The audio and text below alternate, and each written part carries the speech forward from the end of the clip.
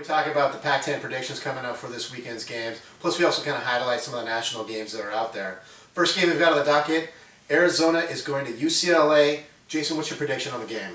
Well, obviously, from what Joel says, being Rick Neuheisel's a bad coach. Now, is Rick Neuheisel coaching this game? I just want to know before I make my prediction. Yeah, he'll be coaching. Okay, assuming he is coaching. Assuming he's coaching and assuming Norm Chow is still their offensive coordinator, Arizona's going to kill these guys. Matt Scott is shown to be a capable backup, and I look for Arizona to win big. I would say 35-17. 35-17. Jack? Well, Arizona didn't have Nick Foles last week. He should be back this week, so Arizona's going to be improved. And UCLA, as I said earlier, they're a Jekyll and Hyde team. You never know what to expect from UCLA. Just when you think they're supposed to lose a game, that's when they win. So I don't know what to make of it, but they're going to have to show me that they can win some of these games. So I'm going to go with Arizona. I think they're a legitimate team. There's a team that Oregon needs to watch out for down the road a little bit too, because they can beat you. So I'm going to go with Arizona 31, UCLA 17. I could get into all these stats in this mumbo jumbo, but UCLA bad, Arizona good, really good. So I'm going to go. I don't think it's any contest. I think Arizona even on the road, and I don't know if Foles is coming back. It doesn't matter to me. I'm going to go 45-17 Arizona. Nice. Okay, we poked a lot of fun at Washington State. They are going down to Arizona State. Joel, I'd like to see what your predictions are on this game. This one, I think it's going to be a good game. I think Arizona State is a 22-point favorite in this one. But when it's all said and done, they do have Threet as their quarterback, who may possibly throw more interceptions than touchdowns this year. He is on pace to do 22 interceptions. Actually, and it's about time that Washington State does get a victory. And if they're bound to get a victory this year, it's going to be Arizona State. I'm going to go with an upset special here. I'm going to go Washington State 27-24 at Tempe. Jack, for all you nerds out there that want to impress a girl, your best friend, in your college football pool, you want to look like a hero, you bet on Washington State this week. There's no way that they don't cover that 22-point. In fact, I think they win, but for sure going to cover the 22-point the point spread on that, for sure. Well, I got to say, I can see where Joel's coming from on this. After Arizona State played Oregon so tough earlier in the year, I was high on Arizona State. I thought they were a pretty good team, but you know what? Every week I keep thinking that Arizona State's going to win. Every week they let me down. So no more. I don't think Arizona State is as good as I initially thought. However, there's still a gap, I think, between Arizona State and Washington State.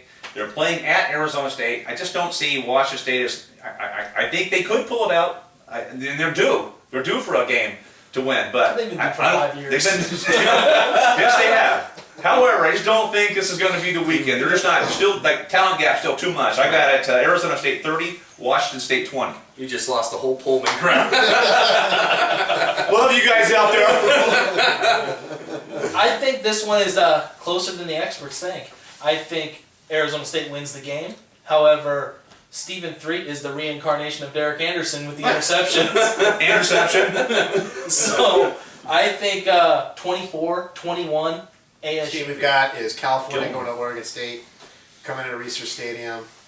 Jack, your predictions. Well, I have a kind of an analogy like Joel. California wins home games. They lose road games. You're playing at Oregon State this week. And that's a tough place to play at, no matter, ask USC, tough place to play. Mike Riley is going to have his guys ready for this game, and even though they're missing one of the Rogers brothers, I think they'll be ready enough. And with California string of losing on the road every game, I'm going to have to go with Oregon State. I got them 31-25. Joel, your thoughts? This is a big-time game for both programs. This could, kind of catapult you at least into the discussion of winning a Pac-10 championship. And in big-time games, Riley suffers, and I think he's going to have another cluster here at Research Stadium, which I agree. There's very few stadiums in the Pac-10 where I feel like you have a true home field advantage, but Research Stadium is one of that will be a hostile environment for Cal. And again, without even without one Rogers brothers, it's going to be too much for Cal. I'm going to go Oregon State 31-21.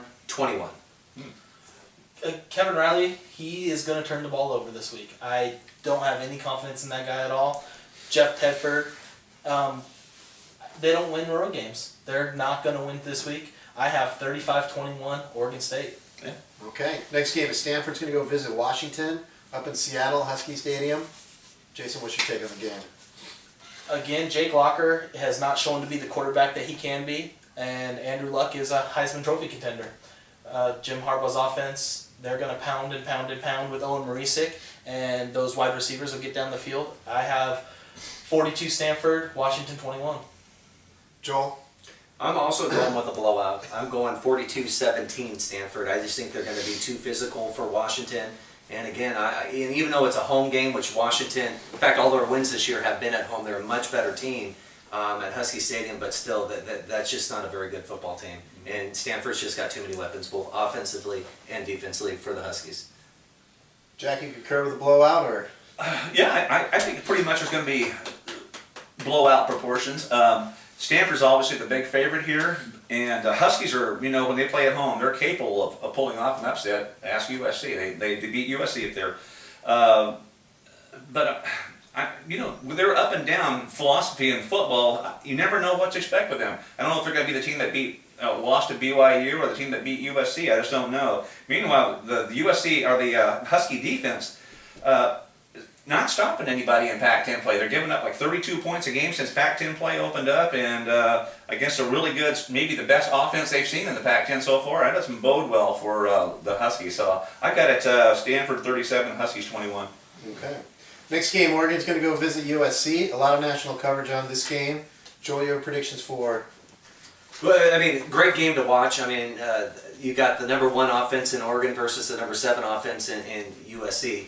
I mean, it's going to be up and down the field. I don't think there's going to be no team's going to stop the other team by any means. But at the end of the day, make a prediction here. I'm going to go with a Oregon offense that has a Darren Thomas who I feel is comfortable in the pocket. He's going to go vertical more often, which is going to spread out that already spread offense that they have, and it's just going to be too much for USC to have to handle. But I still think it's going to be a close game. But I do see Oregon, which historically does not play well in the Coliseum, but I still see them winning 38-30. Jack?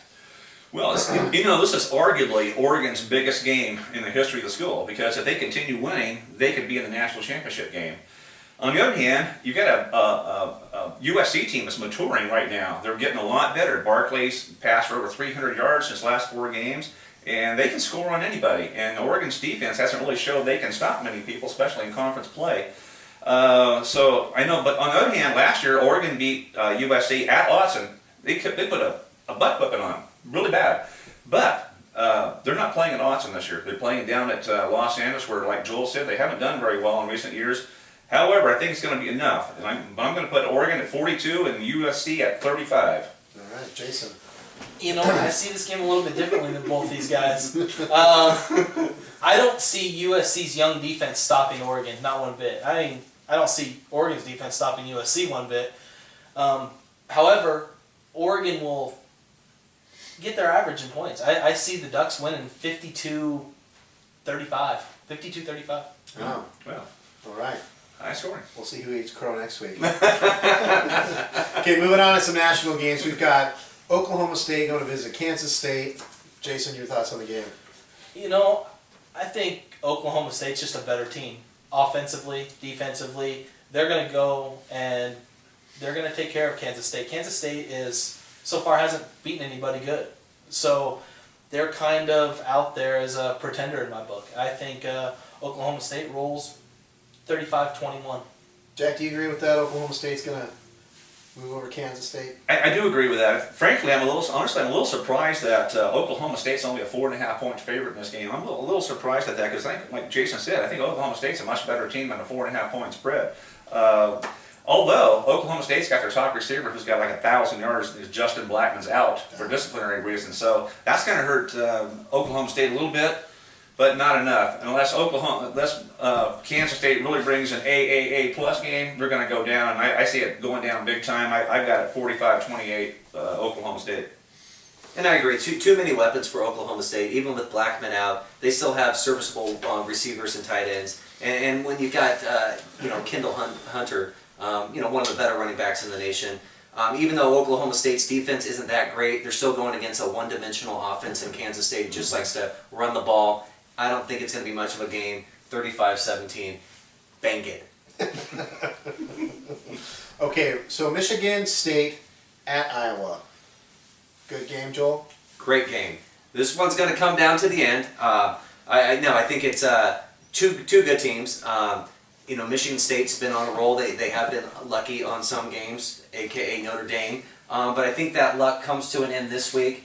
Historically, at least the last 7 outings versus Iowa, they've only averaged 100 yards rushing, actually less than 100 yards. I think the same thing is going to happen in Iowa City this week. I think they're going to be, Iowa's going to, with that front 7, which is arguably one of the better front 7s in the nation, I think it's going to keep Michigan State to a one-dimensional, and I'm not that big of a Kirk Cousins fan where I think that, just forcing him to pass that he can, prevail a win. So I'm going to go Iowa in a small victory. I'm going to go 27-21 over Michigan State, landing them their first loss out of the BCS. Sorry. Jack, where do you put it? Well, I'm a little surprised how little respect Michigan State's getting here. First of all, Michigan State's rated 8th in the nation. Iowa's rated, I think, like 18th in the nation. Michigan State's undefeated. Iowa's lost 2 games. And so when I hear all these people talking about Iowa's going to come in here and are going to beat Michigan State, I'm a little bit surprised. I'm not sure on what grounds that's based. Yes, Iowa's got a good defense, but really in Big Ten play, their defense hasn't been that great. When they played offenses that has a pulse, like Michigan and a few other teams, they haven't done that well. They've given up 30-plus points a game. So I think Michigan State going to continue to roll. They're going to go in Iowa, pick up a win, but it's going to be tough. It's going to be really hard. It's going to be the best game of the week, maybe. 32-27, Michigan State. Okay, Jason, where are you on the fence here? I'm not on the fence at all. I think Iowa wins this game actually pretty easily. That's what I'm saying. I think Michigan State is fraudulent. I think they've been lucky. I mean, a fake field goal to beat Notre Dame, fake punt to beat Wisconsin.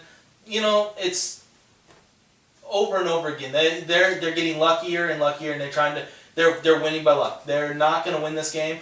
Stanzi and crew have too much for them offensively.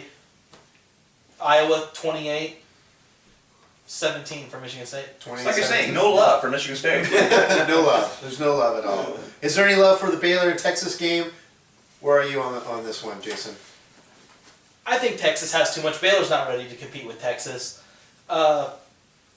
Texas is down. They've lost games this year. However, they're not going to lose to Baylor. I got Texas rolling in this game, 35-21. Joel, where do you see the game falling?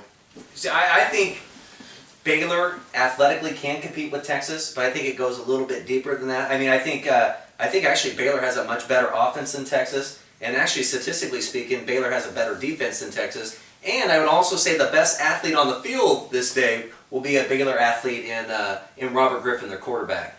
But with all that said, I think a lot about winning games, especially for young kids, it's up here in the mind. And will the mindset be there that they can actually beat a Texas? A lot of times I heard Lane Kiffin say earlier, about 2 weeks ago, when he was at USC his first go-around, he says you could often tell when you took the field with a team that a lot of teams were just intimidated of USC. Mm-hmm. And you could just see it when they're in their warm-ups. Mm-hmm. And I think that's going to be the case, although the Baylor's success is just relatively new this year. And I think when it's all said and done, they're going into Texas Stadium there. I think it's just going to be too much. And I think mentally Baylor's not ready for them yet. So I'm going to go Texas 28-24. Close game, but Texas is Texas, and they'll beat Baylor. Well, I kind of agree with what Joel said. And I think Robert Griffin is the kind of quarterback, best quarterback that Baylor's had for maybe forever. And he's the kind of quarterback that can go into a place like a hostile environment like Texas and pick up a win possibly. But it's not going to be easy. In the last 10 years that they played each other, Texas has just stomped Baylor. Hasn't even been close. In fact, the last time Baylor has won a game was back in '97. So they're going to go in there. They got all this tradition going against them. Hostile environment. I don't see Baylor winning, though. I wouldn't be shocked if Robert Griffin and Baylor pull one out. Wouldn't be shocked. It's going to be close, but I see Texas prevailing. I've got a 29-24. Take that one to the bank. And the Pac-10 Sports Talk. Be sure to subscribe to our YouTube page and leave a comment down below. I'm Donovan. Joel. Jack. Jason. It's Pac-10 Sports Talk. Thanks a lot.